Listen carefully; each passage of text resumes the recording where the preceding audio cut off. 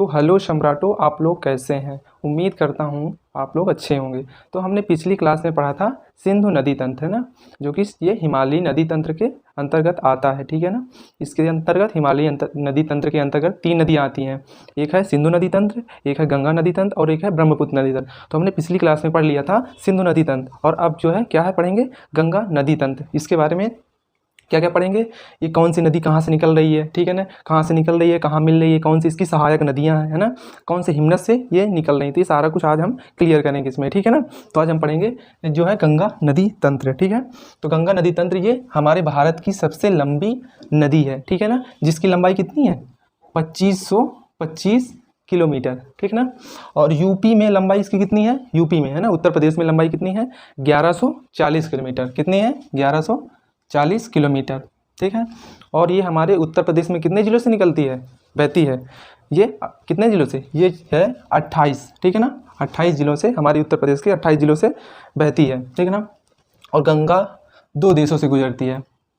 कौन कौन से देश हैं, एक तो हमारा भारत ही है ना, और एक यहाँ पे पश्चिम बंगाल से होते हुए कहाँ जाती है, ये जाती है हमारे बांग्लादेश, है ना, हमारे पड़ोसी देश में जाती है, बांग्लादेश में, ठीक है ना। ये इधर बांग्लादेश है, ये बांग्लादेश, ठीक है ना, ये है बांग्लादेश।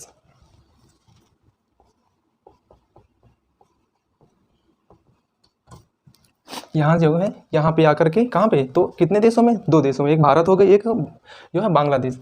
और ये भारत में 5 राज्यों से गुजरती है ना, हमारे भारत में कितने राज्यों से होकर के गुजरती है, 5 राज्यों से। कौन कौन से, एक हो गई उत्तराखंड, है ना, यूके, है ना, फुल फॉर्म क्या है उत्तराखंड, और यूपी उत्तर प्रदेश, और ये दूसरा क्या है बिहार।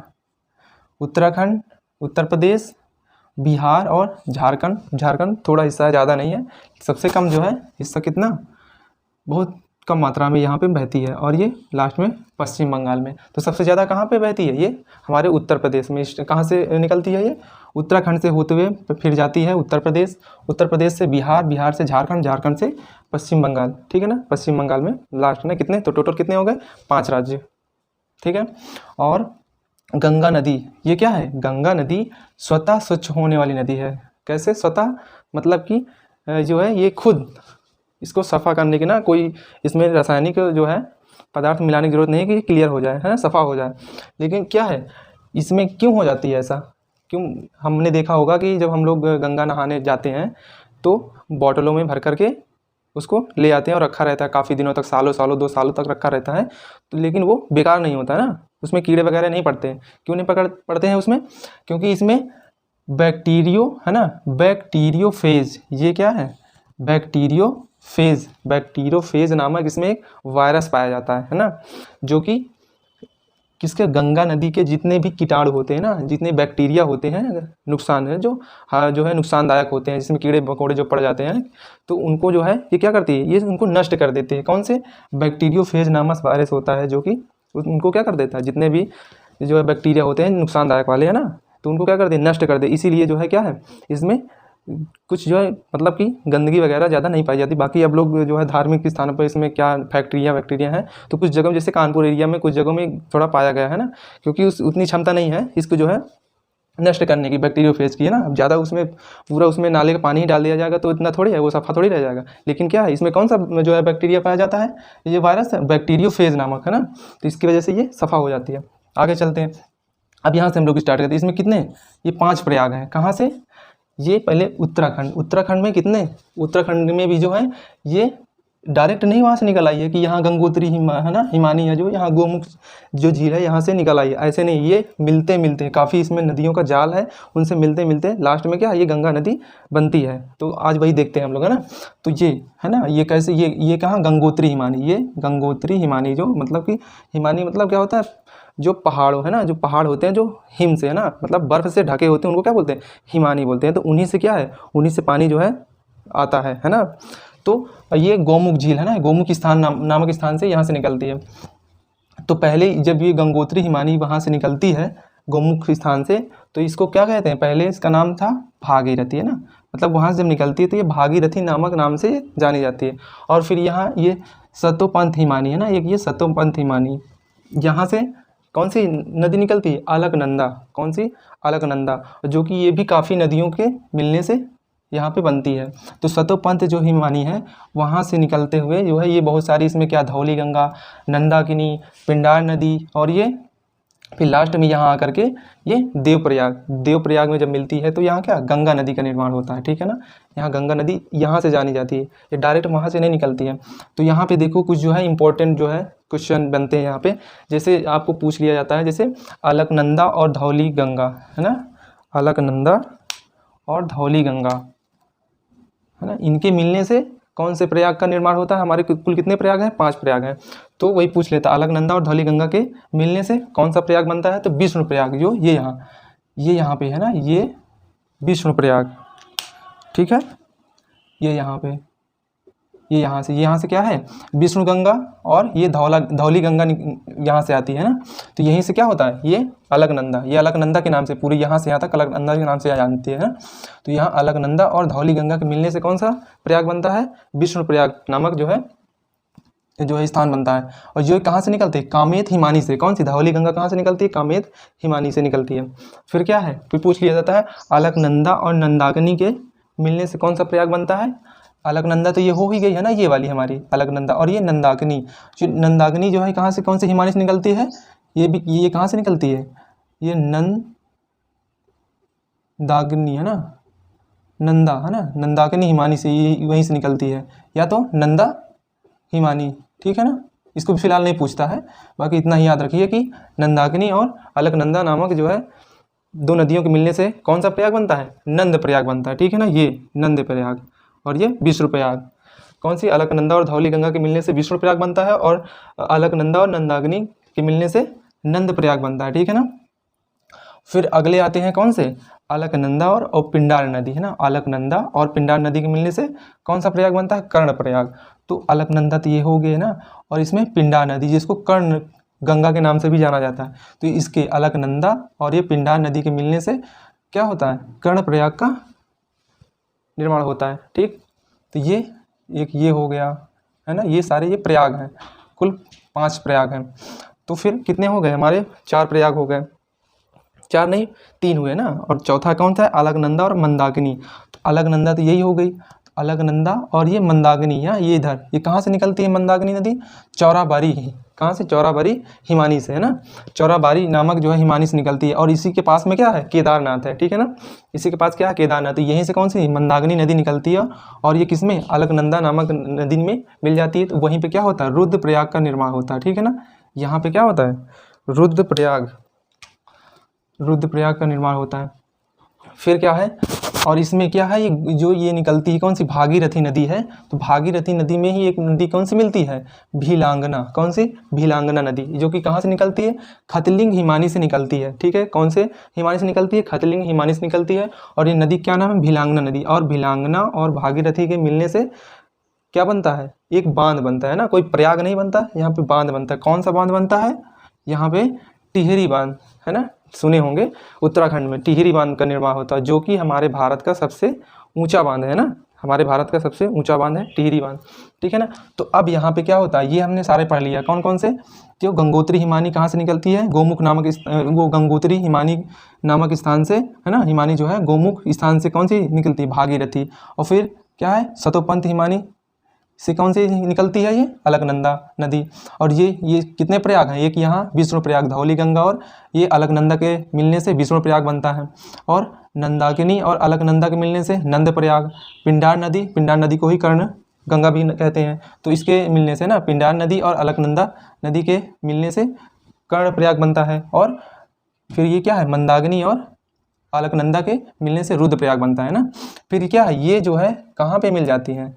ये यहाँ पे जब अलकनंदा और भागीरथी नदी ये जब मिलती है यहाँ पे, तो यहाँ पे देवप्रयाग का निर्माण होता है। ठीक है ना, किसका होता है? देवप्रयाग का, जो कि यहीं से फिर इसका क्या है? गंगा नदी के नाम से ये जानी जाती है। ठीक है ना, यहीं से फिर ये गंगा नदी के नाम से जानी जाती है।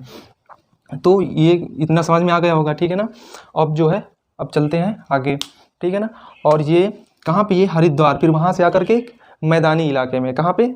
पहले तो क्या पहाड़ों से कटते हुए सारे हिमानियों से है ना, वो जो है ऊबड़ खाबड़ इलाकों से बहते हुए नदियाँ आ रही थी, लेकिन अब कुछ क्या है, हरिद्वार है ना, हरिद्वार में क्या है, ये एक मैदानी इलाका, यहाँ पे आकर के इसी के है ना, हरिद्वार कहाँ इसी किनारे पे है, किसके, ये गंगा नदी किनारे, ठीक है ना, गंगा नदी किनारे है, तो ये मैदानी इलाके में प्रवेश कर जाती है नदी। फिर क्या यहीं से क्या ये उत्तराखंड, फिर क्या ये हमारे उत्तर प्रदेश में, कहाँ पे, उत्तर प्रदेश में, यहीं से कहाँ से, उत्तर प्रदेश में बिजनौर जिले से, उत्तर प्रदेश के उत्तर साइड में क्या है बिजनौर जिला, वहीं से क्या है ये हमारे यूपी में प्रवेश करती है, बिजनौर जिले से, ठीक है ना, बिजनौर जिले से प्रवेश करती है। फिर ये रामगंगा, कौन सी नदी है, रामगंगा नदी कहाँ की है, उत्तराखंड की नदी है, जो ये हमारी पहली, इसकी गंगा नदी की पहली सहायक नदी है ना, पहले वो तो क्या है, वो गंगा नदी का निर्माण कब हुआ, भागीरथी और अलकनंदा के मिलने से हुआ, तो उसके पहले तो ये गंगा नदी थी नहीं, तो गंगा नदी का निर्माण कब हुआ, जब ये दोनों अलकनंदा और भागीरथी मिली, जहाँ कहाँ पे मिली, किस स्थान पे, देवप्रयाग नामक स्थान पे मिली, तो वहाँ से क्या है गंगा नामक नदी के नाम से जानी जाती है, ठीक है। तो जो है यही रामगंगा कहाँ से, उत्तराखंड से निकलती है, और ये पहली है ना, पहली हमारी गंगा नदी की सहायक नदी है जो आकर के इसमें मिलती है, ठीक है। और ये किधर से मिलती है, बाएं साइड से मिलने वाली है ना, इधर साइड में जितनी भी नदियां हैं बाएं साइड से मिलने वाली, और इधर साइड से ये दाएं साइड से। और हमें पता कैसे चलेगा, हमें पता ऐसे चलेगा जिस ओर बह रही है ना, जिस ओर गंगा है ना, जैसे गंगा बह रही, कोई भी नदी बह रही हो, जिस ओर बह रही हो तो उसी दिशा में हम खड़े हो जाएंगे, और जो हमारा दायां होगा तो वो उस नदी का भी दायां कहलाएगा, और जो हमारा बायां होगा तो उस नदी का भी बायां कहलाएगा, ठीक है ना। तो ये किधर को बह रही है, इधर को बह रही है ना, कहाँ पे रही, इधर को बह रही है, तो ऐसे जब बहेगी तो ये क्या होगा, ऐसे बह रही है, तो इसका मतलब ये उधर वाला क्या हो गया, बायां हो गया, और इधर वाला दायां, तो उस साइड वाली बाएं जो है बाईं ओर से मिलने वाली नदी है, और इस साइड से ये दाईं ओर से मिलने वाली, ये क्वेश्चन पूछे जाते हैं, ठीक है ना, कि दाईं ओर से मिलने वाली कौन सी नदी पूछ लिया जाएगा कि केन नदी है, ये जैसे ये क्या सोन नदी है, ये जो है गंगा नदी में दाईं ओर से मिलने वाली नदी है या बाएं ओर से मिलने वाली है, तो ये भी हमें याद रखना है, ठीक है।